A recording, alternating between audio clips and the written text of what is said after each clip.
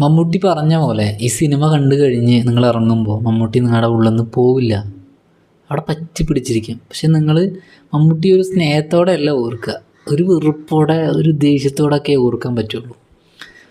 Silent മോഹൻ്റെ കഥയായിട്ട് സാമ്യമുള്ള കളങ്കാവൽ, സംവിധാനം Jithin K Jose, എഴുത്തിലും Jithin K Jose പങ്കുവച്ചിട്ടുണ്ട്. അതുപോലെ തന്നെ കുറിപ്പിലെ എഴുത്തിൽ 3 പേരിൽ ഒരാളായിരുന്നു ജിതിൻ കെ ജോസ്. സിനിമ പറയുവാണെങ്കിൽ തുടക്കം തൊട്ടേ ഒരു നിങ്ങൾ ക്ഷമയോടെ കണ്ടിരുന്നാലേ ഈ സിനിമ നമുക്ക് ആസ്വദിക്കാൻ പറ്റുള്ളൂ.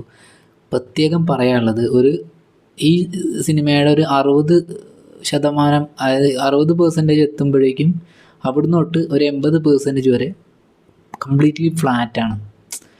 ശരിക്കും ഒരു സിനിമ ആ ഒരു ടൈം എത്തുമ്പോഴേക്കും കുറച്ചൊരു ക്യൂരിയസ് ആയിട്ട് കുറച്ച് കാര്യങ്ങൾ ചെയ്യേണ്ടതുണ്ടായിട്ടുണ്ട് സ്ക്രിപ്റ്റിലാണെങ്കിലും. അപ്പോഴേ അത് ആ ഔട്ട്പുട്ട് കറക്റ്റായിട്ട് കിട്ടുകയുള്ളൂ, കറക്റ്റായിട്ട് നമുക്ക് പ്രേക്ഷകനെ പിടിച്ചിരുത്താൻ പറ്റുള്ളൂ. അങ്ങനെ 1-2 ചെറിയ ചെറിയ ഫോൾട്ടുകൾ ഉണ്ടെങ്കിൽ പോലും ടോട്ടാലിറ്റി നോക്കുവാണെങ്കിൽ സിനിമ കുഴപ്പമില്ല, ഒരു കണ്ടിരിക്കേണ്ട ഒരു ആവറേജ് സിനിമയായിട്ട് നമുക്കിത് പറയാൻ പറ്റും. പിന്നെ ഇനി പെർഫോമൻസിൻ്റെ കാര്യം പറയുകയാണെങ്കിൽ മമ്മൂട്ടിയുടെ കാര്യം ഞാൻ പറഞ്ഞല്ലോ.